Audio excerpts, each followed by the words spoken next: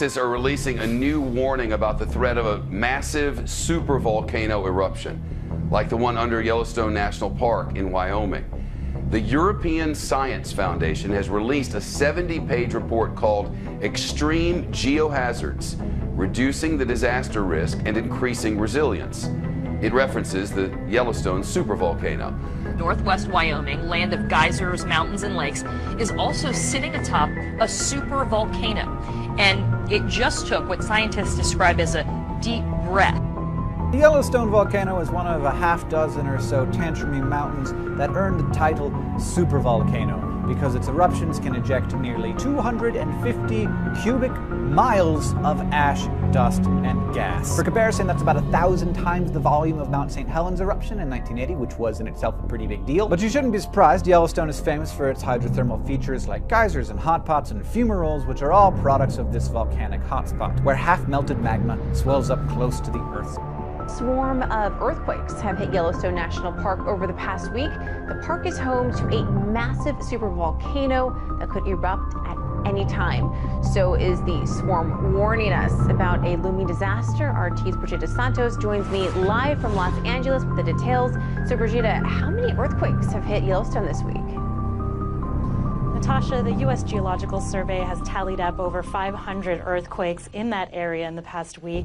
Now, this swarm began on June 12th, and it is currently ongoing. Swarms are incredibly common in this area. In fact, they account for about 50% of all of the seismic activity in Yellowstone. And these are quakes that are ranging from 4.5 in magnitude to below zero. So I'm not sure whether there's much cause for concern right now. I do want to mention that this is a supervolcano with a thick continental crust that causes large buildups of magma, and it's capable of producing a magnitude 8 eruption on the volcanic explosivity index. That means the explosion could be 2,500 times larger than the Mount St. Helens eruption in 1980, which is regarded as the largest and most deadly eruption in U.S. history. We're talking about a sleeping Godzilla underneath Yellowstone that, if it erupts in a maximum eruption called Category 8, it could literally tear the guts out of the United States of America. Instead of having 50 states of the Union, we would only have 30 states of the Union. Now that's Category 8. This report looked at Category 7, which is much more likely once every 1,000 years rather than once every million years. That means in every century, there's a 10% chance that somewhere on the planet Earth there could be a supervolcanic Category 7 eruption. That's the danger.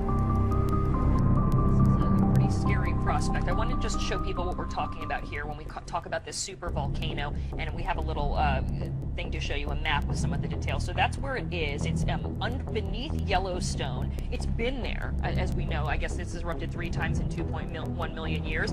But what they're worried about is the fact that they say that the ground has started to swell in levels that they have not seen before, 10 inches in some places in the past year. What does that tell us? It tells us that there is activity in this supervolcano, which erupts roughly every 600 million years. But that's what's making us very nervous, because the cycle time corresponds to the present-day era. So every single burp, murmur of this gigantic potential supervolcano, including the rise of the sea level, has to be watched very carefully. And visitors of Yellowstone National Park have been advised to keep off the roads. That's because the heat from a supervolcano beneath the Earth's surface is melting away the asphalt. Park officials have closed the 3-mile-long roadway known as Firehole Lake Drive and have asked visitors to park on the sides of the road. Park officials warned that stepping on the seemingly solid asphalt could create an illusion, and you could quickly find yourself stepping into hot water. Water buffalo stampede away from the sea. So maybe it's not surprising that this video was shot about 2 weeks before an earthquake measuring 4.7 rattled Yellowstone this past Sunday. There are several major curves, or threat curves I call them, to the people of Earth. Geophysical changes, geological changes, astronomical changes, political changes, threat of war.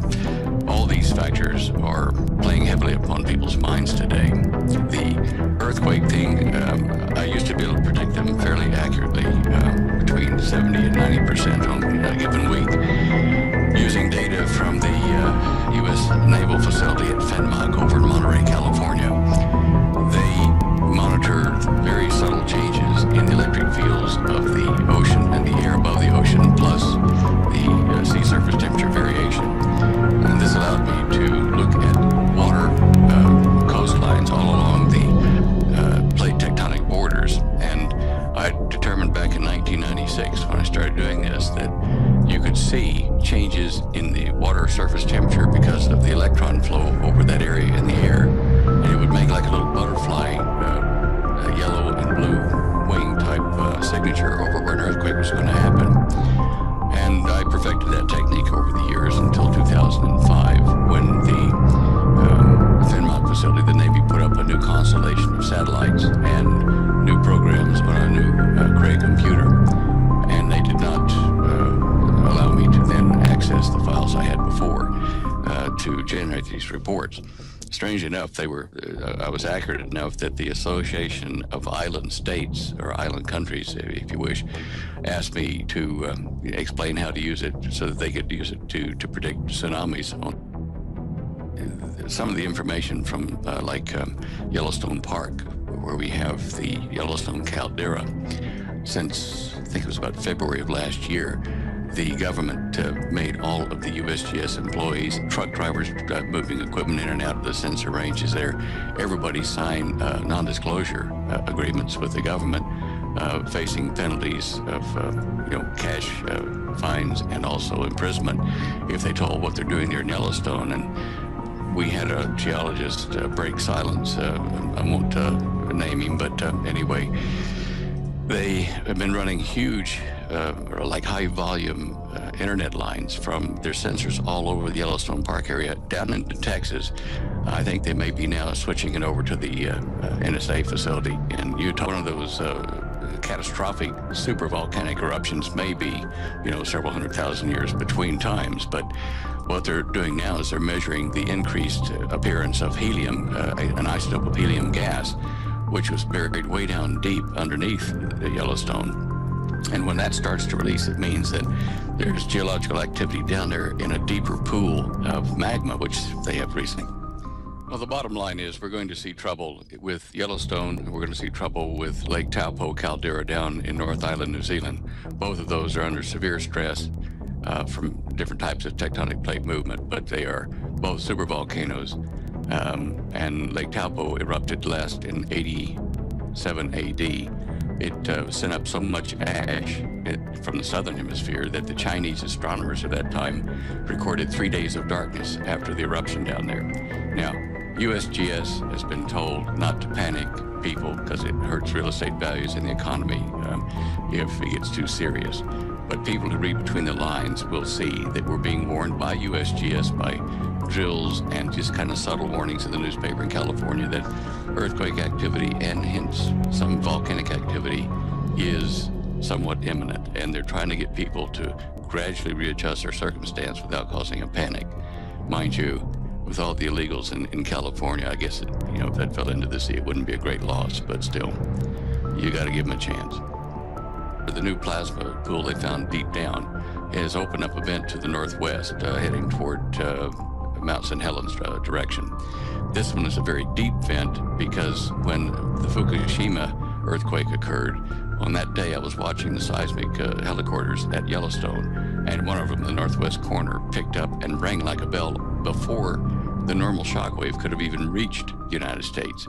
And that means to me that there is a direct hydrodynamic connection in the magma between Yellowstone and the western side of the North Pacific. This is what they're watching because it will be a prelude to New Madrid. It'll be a prelude to a number of other volcanoes and breaking up of the West Coast. So the Yellowstone caldera is kind of a new kind of instrument in addition to being a threat. I wanted to jump in here real quick tonight and share an email that I received from a guy that I knew a long time ago, a very trusted individual that has in certain ways risked his life for me and same as I did for him. But he sent me a very disturbing email today, and you can see right here it was 8:06 p.m. exactly, like 17 minutes ago. It took me a minute to get everything set up.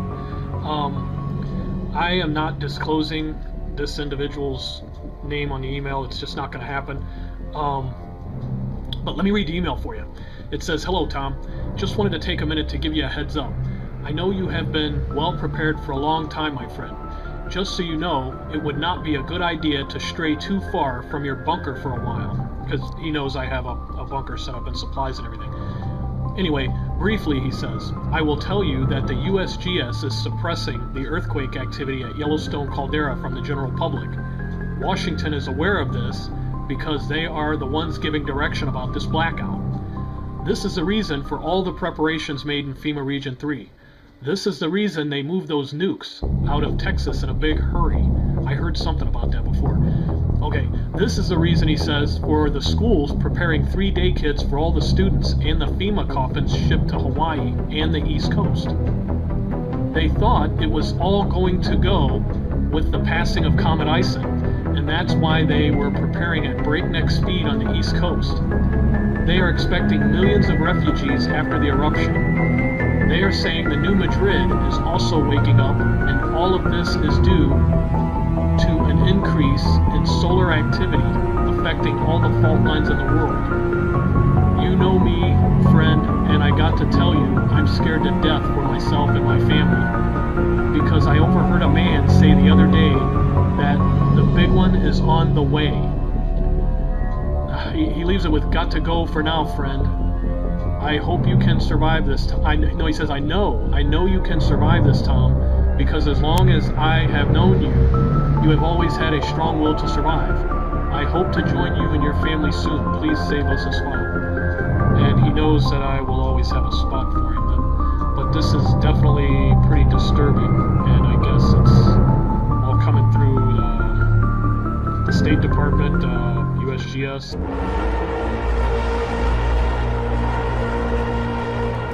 And I beheld and heard an angel flying through the midst of heaven, saying with a loud voice, "Woe, woe, woe to the inhabitants of the earth, by reason of the other voices of the trumpet of the 3 angels which are yet to sound."